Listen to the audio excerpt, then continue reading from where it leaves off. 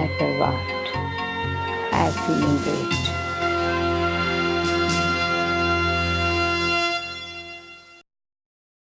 Om Shanti and welcome to Light of Knowledge. They say sports is a great metaphor to life. And it's a privilege for us to see so many sporting personalities remain totally unfazed in the face of pressure or loss and simply just get on with their lives. Life, like sports, is very similar. It's a series of unexpected events to which we have to respond to. And both can be fun. The fun goes away just when our tempers start flaring, our eyes start bulging, our teeth get clenched with the pressure, our blood pressure rises, and then, as if suddenly, anger emerges. Let's discuss this and more in our conversation with Sister Shreya from the Brahma Kumaris. Welcome to the show, Sister. Thank you. Om Shanti. You know, Sister, I was reading last night and I came across a very beautiful quote that touched me. And I thought I'll share it with you because Sure. It talks about how life is a game. And the quote says, "Was sport not originally a game in which the joy of play was given free rein? A time when faces smiled consistently and frustration, tension, and anger were impossible." Yeah. Yes, it's so beautiful. Because if you see today in the arena of sports, all you see is a lot of tension, you see a lot of frustration, you see smashing of rackets sometimes, smashing of bats, and you see a lot of this frustration and pent-up energy. And yeah, sports at one time when it began was for all the joy, the smile. It was more like a release. It was more like a let go. It was more like to come into the present. But today, yes, you can see what you're saying. There's too much tension and pressure in that arena. Sports is one place where it's one has to win, one has to lose. But that's also very important. One has to win and one has to lose. It's like just two sides of the same coin. Yeah. Like victory and defeat, at least in sports, it is one has to win, one has to lose. And it's more important to remain unfazed by both of it. It's more important to enjoy the game, the whole process, and somewhere what happens is we're attached to the outcome. Again, it's more like it becomes a competition. And like you said, everybody goes there with this one aim that I have to win. But there's something attached to that winning. Somewhere we feel that when I will win, I will be Happy, I guess. Yeah. But you know, sportsmen put years and years of effort. They practice maybe 10-15 hours a day on the sports field. All their thinking, eating, drinking is sports, visualizing so much. So it's very difficult to not, be okay when you're losing. You go there thinking you want to win. And you may not think of the outcome of being happy, but you're really thinking you're desperate to win, in fact. Yeah, and that is why if you see the journey is not very nice. Sometimes, it's the journey between one Olympic and two Olympics is 4 years, and it's 4 years of struggle.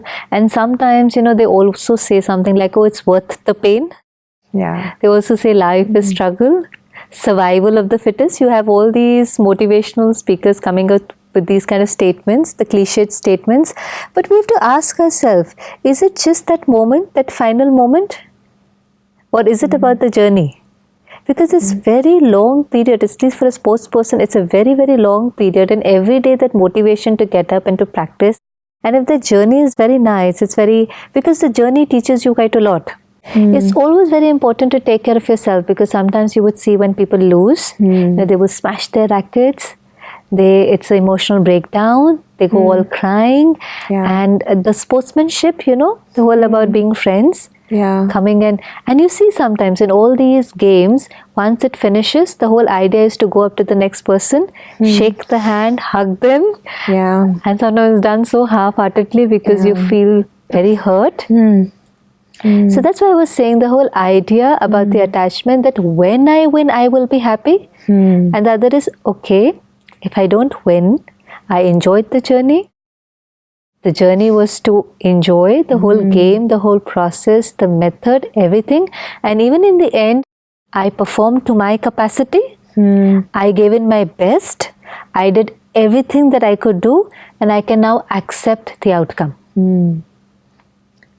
So, sister, if you think of, I know it's easier said than done, but when you think of actually something like a World Cup cricket final, and you're chasing a target, and you have a billion eyes watching you, and you're so close to making, that finish. Yes. Then you don't really think of the journey being happy. You actually, the top of most thought in your mind is, I need to win. And so, you may try to put pressure on your opponent. Yeah. And you may, try to, maybe break his temperament or demotivate him, or maybe, sledge a bit to break his confidence. Yes. But isn't that okay? Because you're trying to, you want to win and you want to do your country proud. You have that whole bigger picture before you. Yeah, you see this a lot nowadays. Before not, you won't use abusing and stuff. But today when you see in the sports arena, a lot of the word that you use, sledging, where it's more like abusing. And you use this to kind of break the morale of the other player. But you have to see the method, how it goes about. So when you sledge the other person or when you abuse the other person, you say something from your mouth. You will utter some nasty words to break the confidence of the other person. But before you utter these words, you will create them in your mind. In your mind, yeah. You think about it. It's very subtle. You will not even realize. But before you utter them to the other person to break their morale, whose morale are you breaking? Am I really breaking my morale? Because when you create that kind of thoughts, it's like, anything, but it's not very nice. What would be the commentary like? It's very disturbing, because when you have to disturb the other person, it has to be very nasty. It has to be very ugly.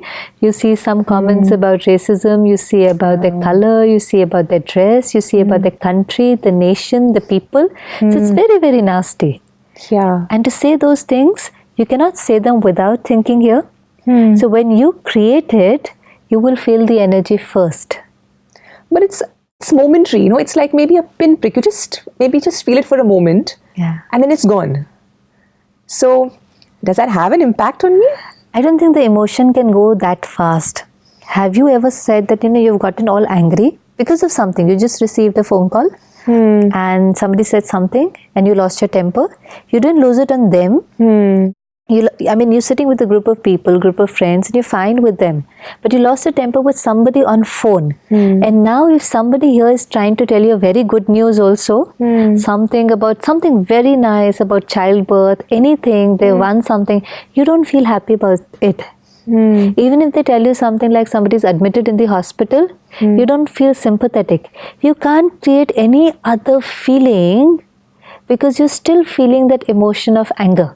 So what you're saying is that when I have said something nasty, I necessarily would have thought about it first, and I necessarily would have felt it, gone through. But why don't I realize, I don't feel the pain. If I am on the field and I'm playing basketball and, I want to nudge somebody just so that I can make a quick pass, I know I'm doing wrong. I know it's a foul. Yeah. But I'm still operating from a negative place and I'm creating negative energy is what you're saying. Yes. You're operating from a negative place. It's also fast. So you see all this aggression. And that aggression momentary can also help you perform better. But it's very short because again there's that rush of adrenaline in your body. But what happens is over a period of time what will happen, and that happens a lot of time. So once you start sledging or you start using this technique, the other person is not aware. So you can break that person's confidence for a while. It comes so sudden for them. It's like the uncertainty in the sports arena. So for that person, it's very sudden and they might get affected, and you see them getting affected. You see them losing their calm and you see them not performing so well. And that's where it kind of, you realize that maybe this method works. Yeah. You get results and you feel this method works. But this person over a period of time will realize this is your habit. And you'll be known as a sledger. You will be known as a sledger, and then I will not be influenced by anything that you say. Because I will kind of protect myself. And we can do that. We can hear and not hear. Can we do that?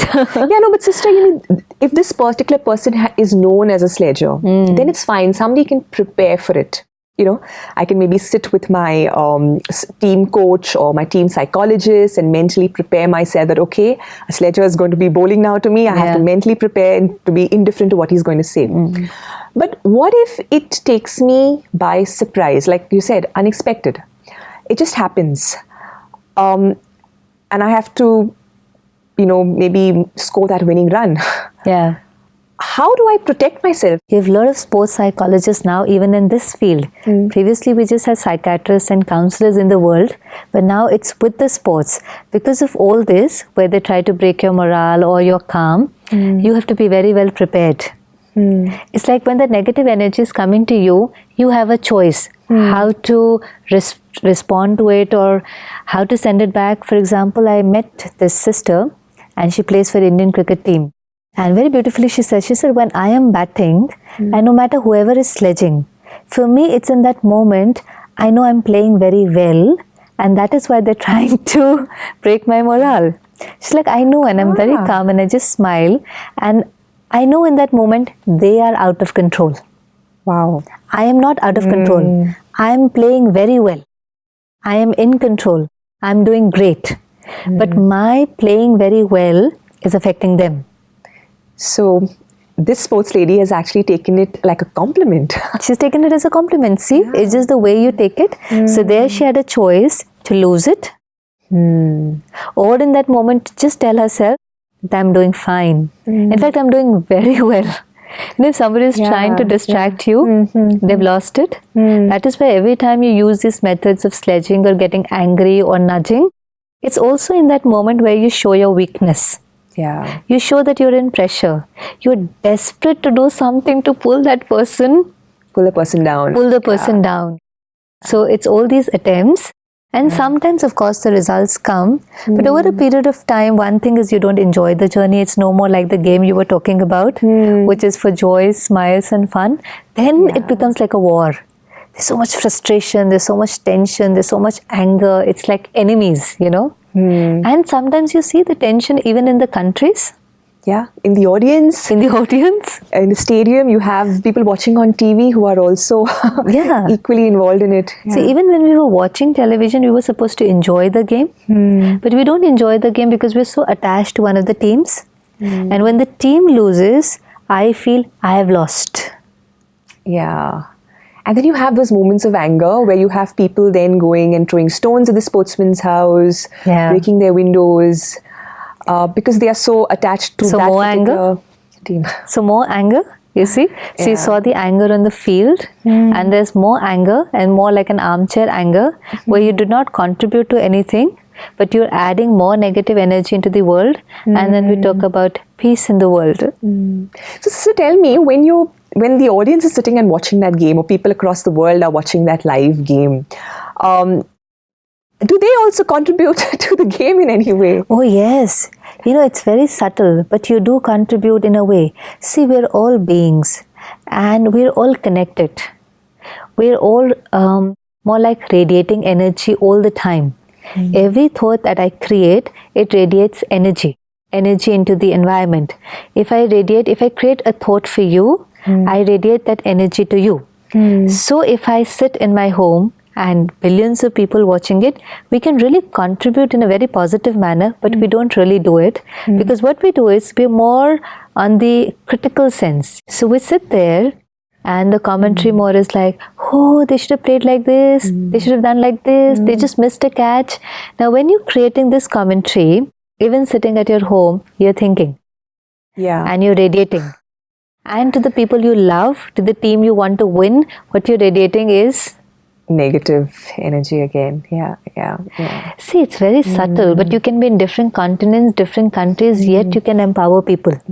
So if you really want your team to win, you can play a big role. You can play a big role. All you have to do is watch it as a detached observer and not create one negative thought for the team. create empowering thoughts that will actually help them Yes. win. Because you see that their anger then comes out on them the next day. It's so much attachment.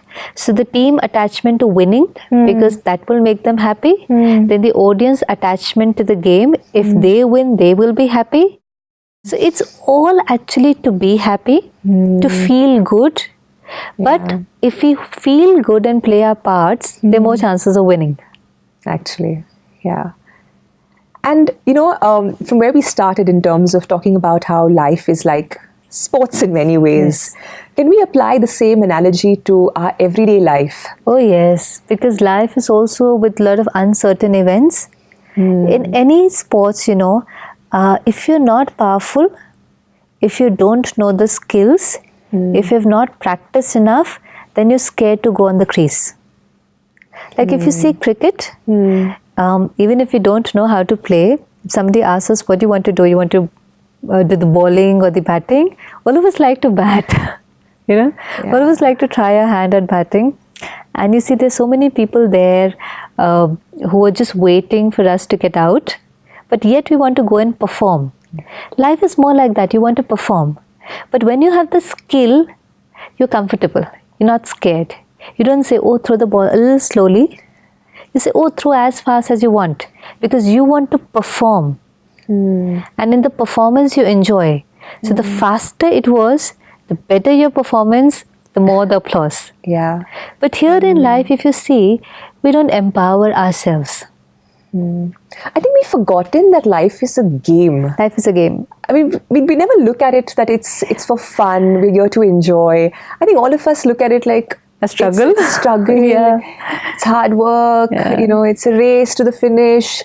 There are such very heavy adjectives to describe life. But can it really be like a game? Even if you go up to somebody and say, how are you? And they're like, okay. Okay. How's life? It's okay, going. So you will see very jolly faces and somebody will be there are some people, but most people that you see are kind of dragging their feet, not really enjoying. And they just enjoy very, very momentary when they achieve something or when there is a stimulant to it, something they've achieved, they've acquired, they've been appreciated, but not the journey, not the process, not when they're doing it. So why life is a struggle? One thing, we're at a time when in one day, a lot of unpredictable events are happening. And for us, some things which are very, very normal can trigger that hurt. Very small things like we're sitting in a meeting and somebody's phone rings. And you go all up and down, you get irritated. I remember this other day I was doing a program, and normally when we're in a hall and we do a program, and even if one phone goes, everybody kind of looks at them and gets a little irritated, a little disturbed. But that particular day was one of the days in Bombay when you have the Ganpati celebrations, and it's the day of the Visarjan. So the very day you have big processions moving out of the hall where we do our regular classes, and there's this big DJs moving out, and it's constant for the whole hour. But the very day, everyone in the class had accepted that it's that day, there's going to be DJ, there's going to be a procession, there's going to be noise. It was accepted. Nobody felt anything. Nothing. It was okay. It went off so smoothly. No anxiety or irritation or looking at anybody, nothing. And otherwise, when it's sudden like the phone rings or something like somebody just passes or door just opens, everyone is distracted. So what's happening is we're not ready for the unexpected.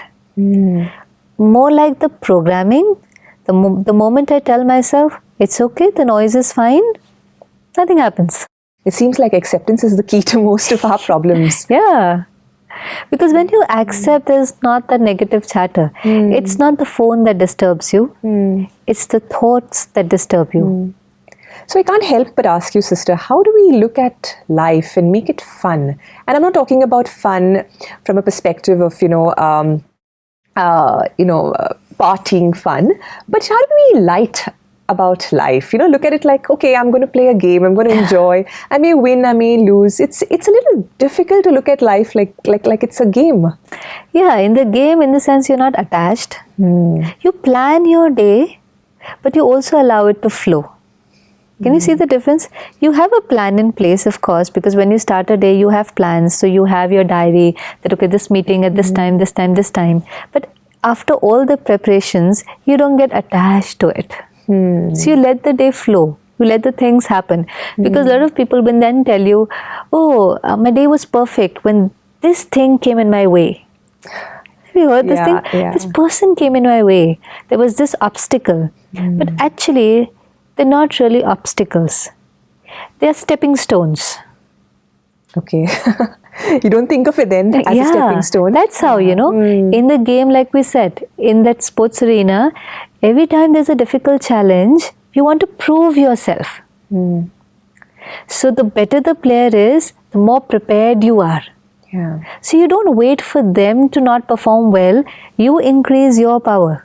If you have to play with somebody who is number 1 and you're number 10, you don't constantly think about them.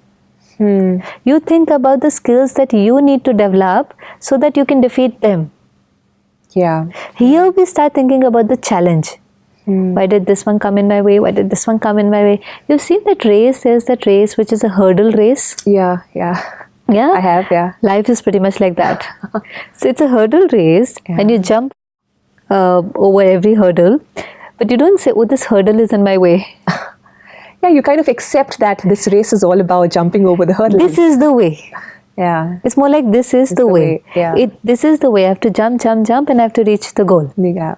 So here also when you have very little things, somebody who's not listening to us, we say something and they did not do it my way. I expected them to come at this time. But they were 10 minutes late.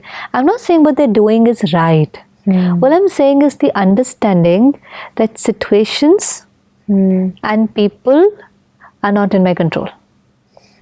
I can tell them, I can influence them, I can be assertive about it, yet they will do as they please. They will do as they please. The sooner we learn this, the happier we are in the game called life. Yeah, but it's an inherent need in all of us. And I think most people who have seen that they would like to control, maybe the people in their life. It happens so subtly, people in their life, the situations, like you would want your child to behave in a particular way. You would like your partner to behave in a particular way. These are all little elements of control that make life my way. difficult. Yeah. My way, it has to be my way. And when I can't get my way, I'm going to control you. Like even in the game, I will use unethical means. I will abuse, I will sledge, I'll pull you down, I will talk about your nation, I will talk about your race. These are all not very nice ways. But because I want it my way. Yeah. See, when the desire is too much, you start using these methods. You start using the wrong methods? The wrong methods. Okay. And if you have this desire, because you think that when my desire is going to get fulfilled, I will be happy. Yeah, you kind of come down to that. It comes back to that because that's the inherent need of every being, to be peaceful, to be happy. We don't even realize. We don't realize, but we're doing a lot of wrong to feel good. But how can you give a lot of negative energy, create a lot of negative energy, radiate a lot of negative energy and feel good? And feel good, yeah. And that's why you said, oh, peace is within, but I don't feel it. Peace is within and I can feel it all the time, but I'm creating so much anger that it's somewhere hidden. And that's why I say, oh, it's hidden. It's hidden. You've lost the awareness of it. So that gets me thinking, sister, that, if I don't control, then what do? I'm really left with no choice. I kind of feel helpless that everything is going to go around me like a circus and I'm just going to stand there, not in control. And it's really a very raw feeling of feeling helpless. Because we're so used to feeling in control when we control everyone. See, the word that you said is, I feel very out of control when I can't control people. Yeah. So, that's not true. That's not true. What is actually in my control is, it's me. But I think only when I'm able to manage everybody there, will I be able to manage myself. And when I'm not able to do or manage or control there, I lose control On myself. on myself. So the only thing that I have to realize is I have full control over myself. Full control, 100% control.